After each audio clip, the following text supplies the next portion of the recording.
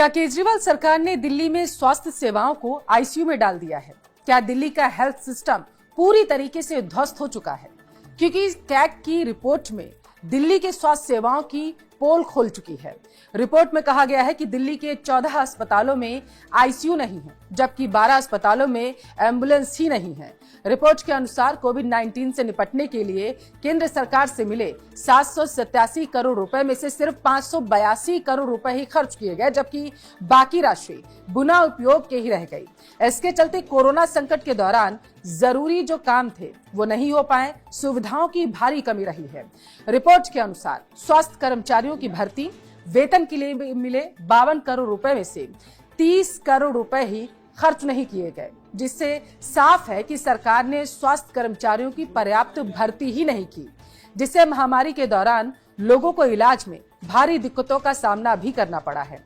और इसी तरह दवाओं, पीपीई किट और अन्य मेडिकल सप्लाई के लिए मिले 119 करोड़ में से मात्र 83 करोड़ रुपए ही खर्च नहीं किए गए। दिल्ली सरकार ने 2016, 17 से 2020 और 21 के बीच में 32,000 नए बेड जोड़ने का वादा जरूर किया, लेकिन सिर्फ 1,357 बेड ही जोड़े गए, जो कि कुल लक्ष्य का मात्र 4.24% ही रह गया है। राजधानी के कई अस्पतालों में बेड की भारी कमी हो चुकी है, जहां बेड जो है वो 101% से 189% तक ही रह गए, यानी एक ही बेड पर दो मरीजों को रखा गया है या मरीजों को फर्श पर ही इलाज करना पड़ रहा है। रिपोर्ट में यह भी बताया गया है कि दिल्ली में 3 नए अस्पताल बनाए गए, लेकिन सभी प्रोजेक्ट पहले की सरकार के कार्यकाल में शुरू हुए थे। इनके निर्माण में मात्र 5 से 6 साल तक की देरी हुई है और लागत भी बढ़ गई है। इंदिरा गांधी अस्पताल में 5 साल की अगर हम बात करें तो बताया ये जा रहा है कि 5 साल में लागत जो आई है वो देरी हुई है और लागत में 314 करोड़ रुपए जो है वो बढ़े हैं, ऐसी जानकारी है। बुराड़ी अस्पताल में 6 साल की देरी हुई है। इसके साथ ही लागत की अगर हम बात करते हैं तो 41 करोड़ रुपए बढ़ी है। दिल्ली के जो सरकारी अस्पताल हैं और स्वास्थ्य विभागों में 8,194 पद अभी भी खाली पड़े हैं। नर्सिंग स्टाफ की 21% और पैरामेडिकल स्टाफ की लगभग 38% कमी देखी गई। Rajiv Gandhi super speciality hospital और जनकपुरी सुपर स्पेशलिटी हॉस्पिटल में डॉक्टरों की 50 से 74% कमी पाई गई है। नर्सिंग स्टाफ की अगर बात करें तो 73 से 96% तक भारी कमी दर्ज की गई है। लोकनायक अस्पताल के लिए सर्जरी के लिए बताया जा रहा है कि 2 से 3 महीने और बर्न और प्लास्टिक सर्जरी के लिए 6 से 8 महीने का इंतजार करना पड़ता है।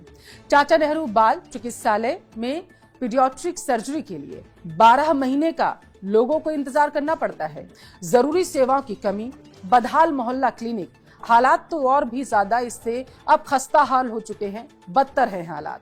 27 अस्पतालों में से बताया जा रहा है 14 में आईसीयू सेवा ही उपलब्ध नहीं है।